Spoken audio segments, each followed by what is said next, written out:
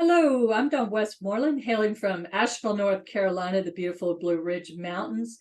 Every week, I have a show called The Empowered Whistleblower. And what I do is myself and my guests, we blow the whistle on things that can make the workplace better. Today, we're going to talk about resiliency. But before we get there, I want to give a shout out from where I'm coming from. I'm coming from WPVM FM LP 103.7, The Voice of Asheville. My show airs every Tuesday at 9 a.m. Eastern Standard Time Zone. However, because it's syndicated, if you're in Seattle or you're in Canada, it may be at a different time. I'd like you to welcome you to the show. Now, I have a guest, Jeff Spiteri. Am I saying that correctly? You got it. Awesome. Okay. I've been known to rename people, not on purpose.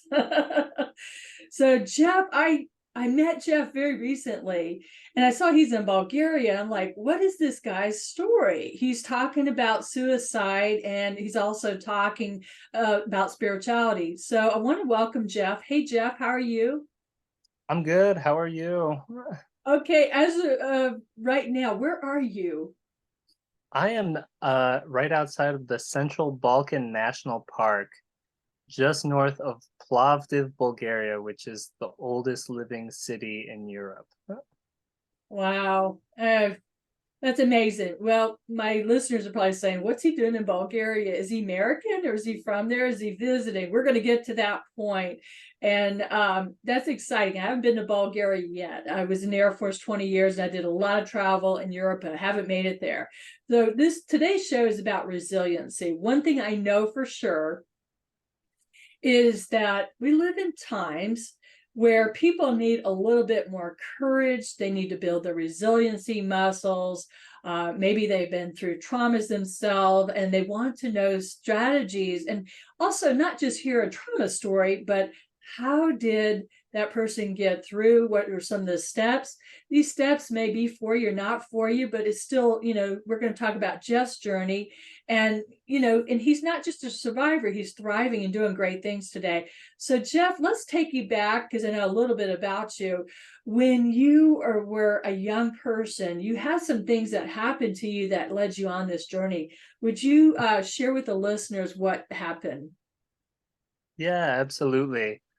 So as a young kid, and really things started to kind of show up for me in a difficult way um, at around third grade.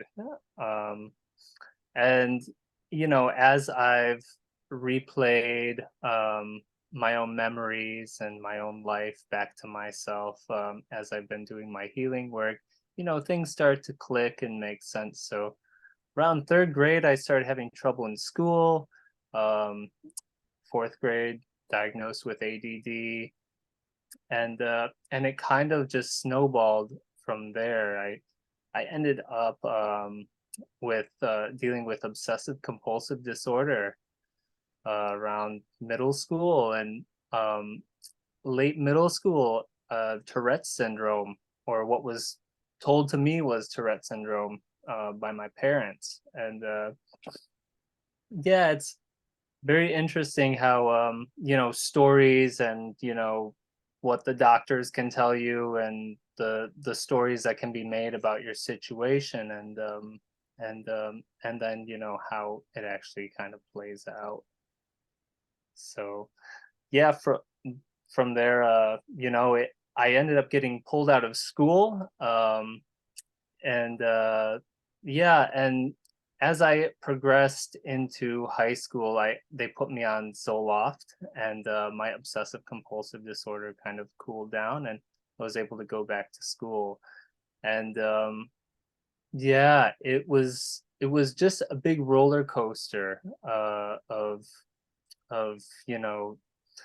ups and downs and not knowing what was going on, and I was just uh, I felt like I was really in trouble. And as I ended up in school, I began to kind of rebel and find my voice and start to push back against these narratives about what was going on with me, and find my own footing and understand for myself and my own experience what it was. So yeah. So what happened? You said as you got older, some unfortunate things happened to you, and I want you to tell that story. Yeah, absolutely. Yeah. So what showed its head as like delinquency, I was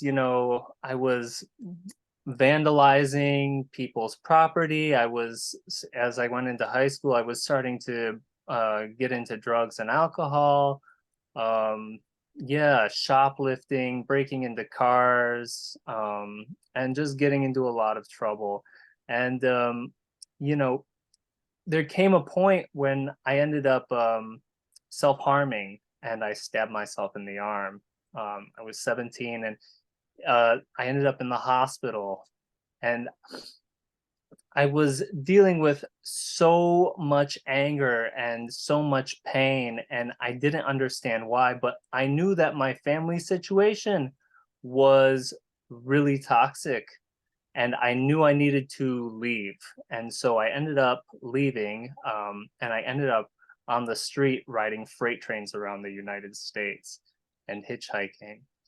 Wow. And yeah, and it took me coming back to my family after leaving to finally kind of open up what I had been running from and dealing with. And when I came back and left again, is when I started remembering these memories of sexual abuse from my father, and yeah, it was life shattering. I was living on a farm in California at that point. I grew up outside of Detroit, and and I had been on the street. I had been riding freight trains for close to 9 months at that point.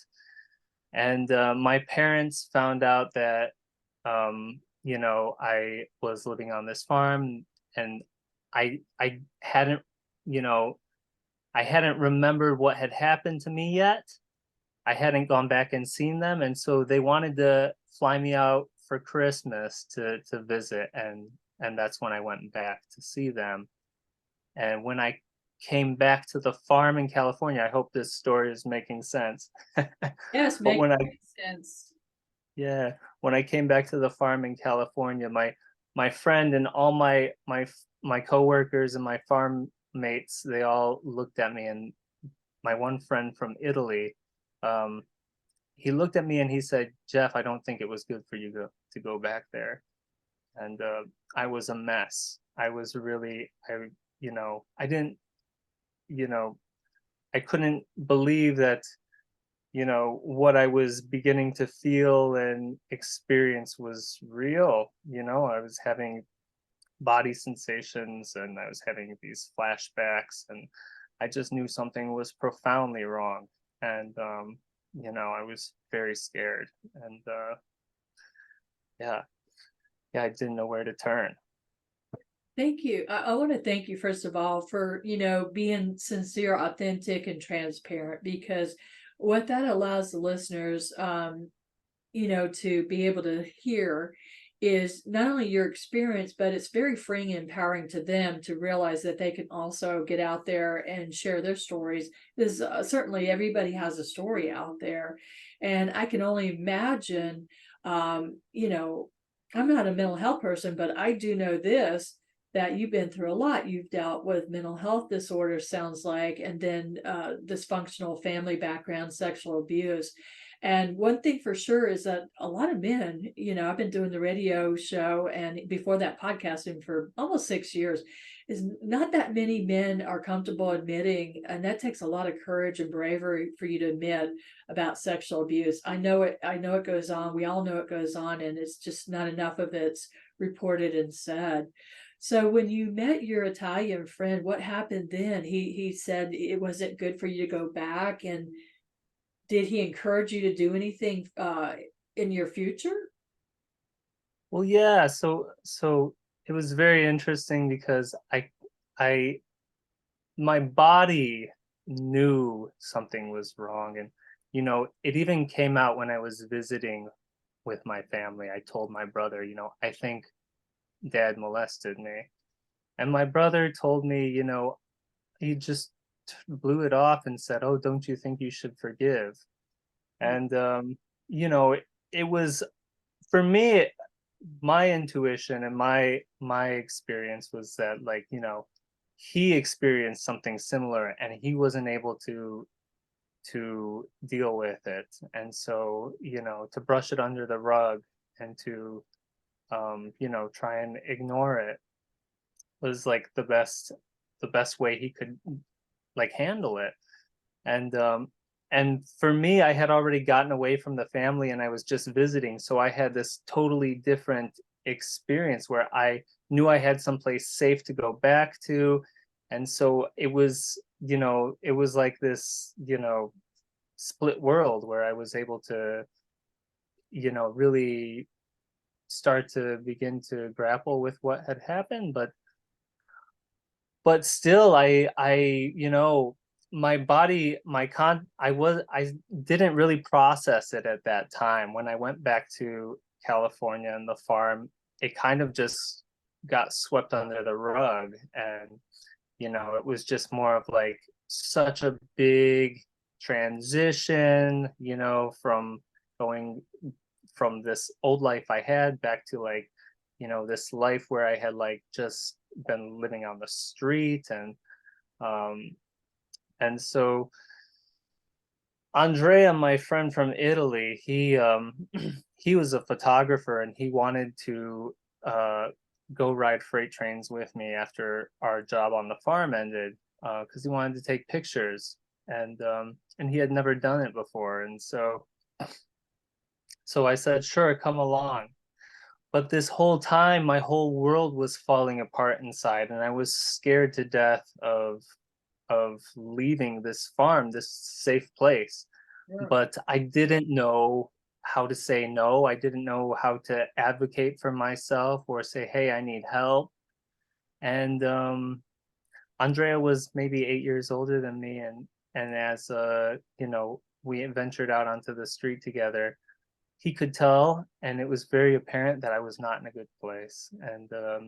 And just recently, he shared with me that, back at that point, he was talking to his therapist about me and telling her about how concerned he was, and he was getting advice from her on how he could help me. And yeah, it was very moving and just very powerful to hear that. Yeah. um and also, he just held this space for me. I kept pushing him away. I kept wanting to run away from him while we as we started to travel together. I was scared of the material that I was dealing with, and and I wanted to run away, and he just held space, and I just kept coming back to him. Yeah. And finally, in Los Angeles, on the beach in Venice, he was like, "I'm done with this." Like, he's like, "I'm gonna leave. You can come with me, but I'm not going to play this yo-yo game anymore." And that's when I broke down crying, and just I said, "Wait," and I told him what had happened. And I felt like this whole my life shifted in this big way at that point. That's a pretty big transformation. So what did you decide then, Jeff?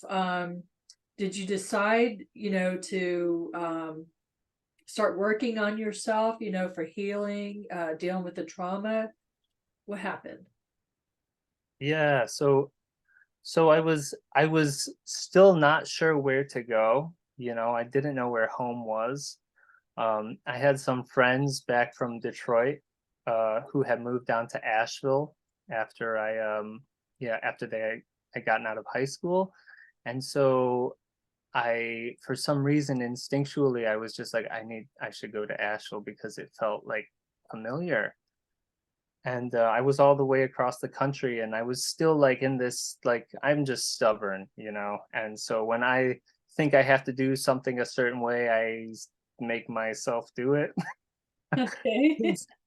And so me and Andrea finished our trip and rode freight trains and you know and and uh took Greyhound buses and hitchhiked our way to North Carolina. Oh, And so you came to the town I live in now. yeah, yeah, Oh, I did not know that. Okay. Well, yeah. what happened then? I mean, did you start working on yourself or did you I'll let you tell that story. Yeah, absolutely. Yeah. So I was doing this thing called couch surfing, and I ended up on this punk house, this condemned house that all these like alternative kids were like fixing up, and they were living in for super cheap in a not so nice area of town. And yeah, and it was my saving grace because I wasn't paying barely anything for rent. I didn't have much money.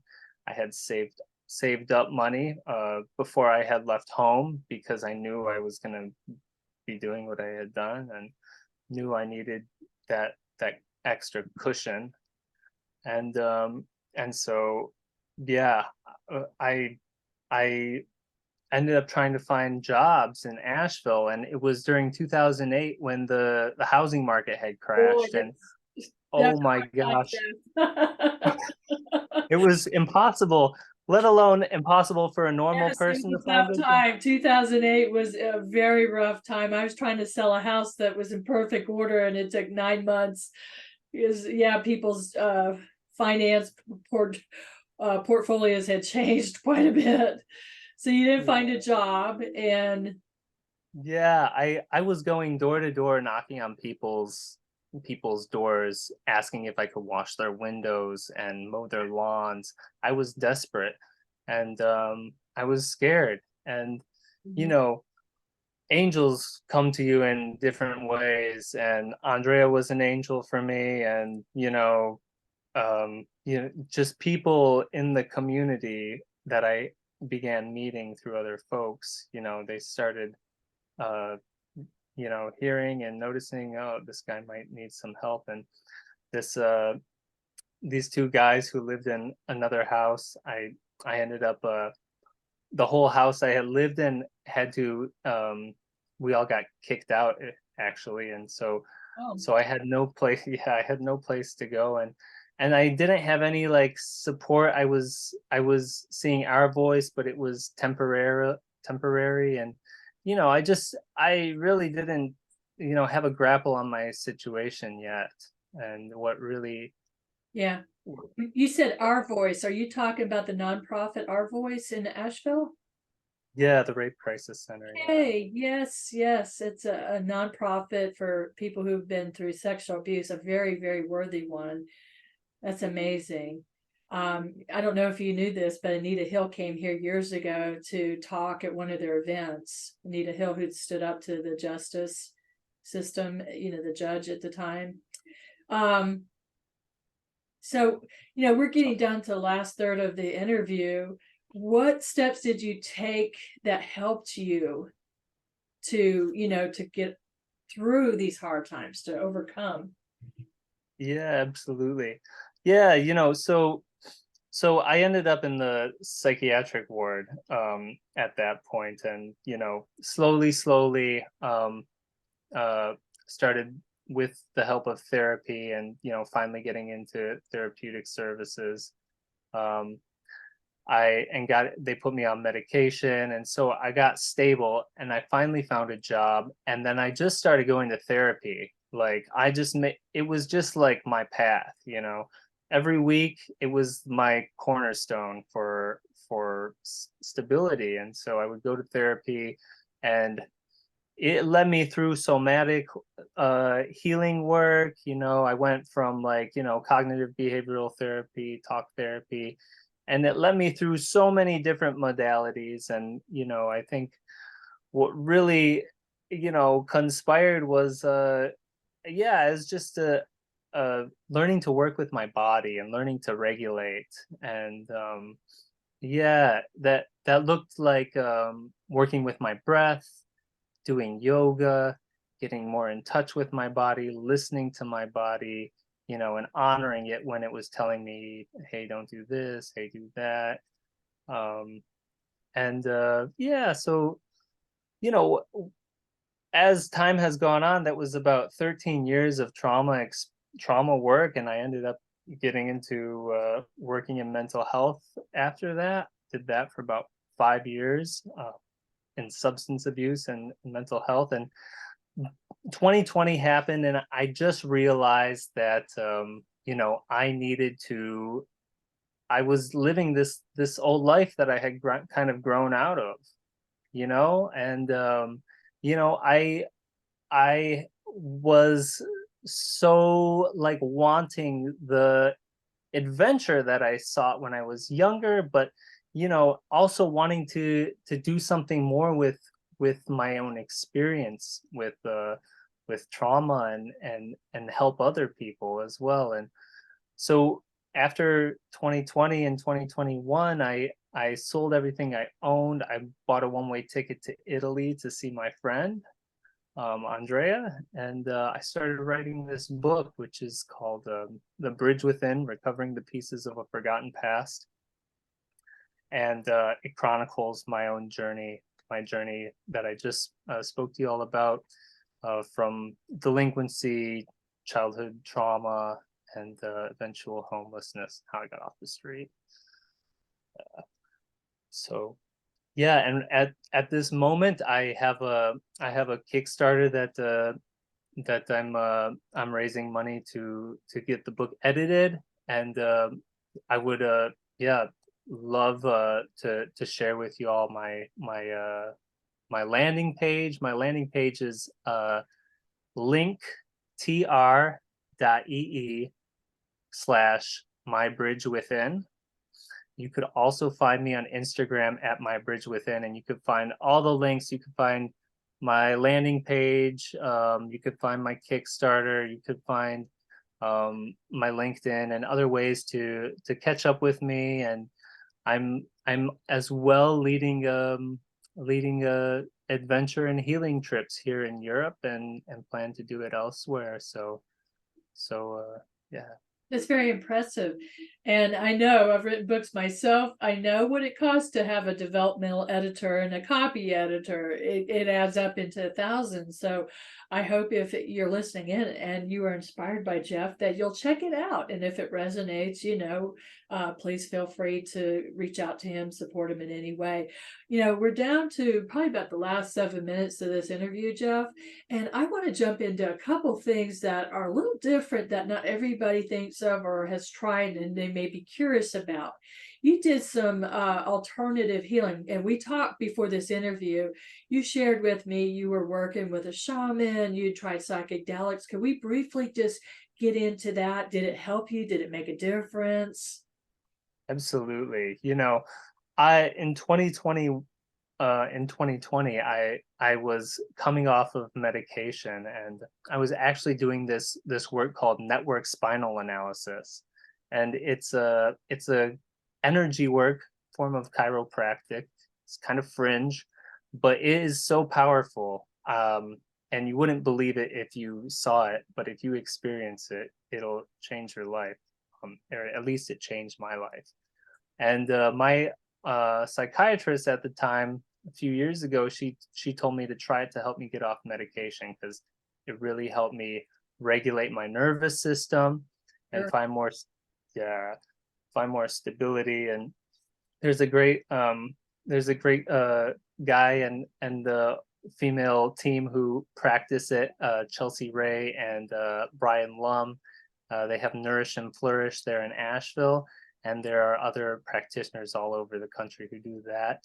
And yeah, and so working with that, I ended up working with a shaman from Africa, who had been I had so many different connections with him.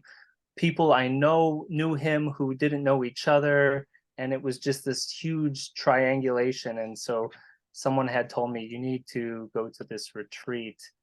And yeah, and it was just intuitive. I had enough money in my bank account, surprisingly, and it was a pretty expensive retreat, and I went, and it changed my life.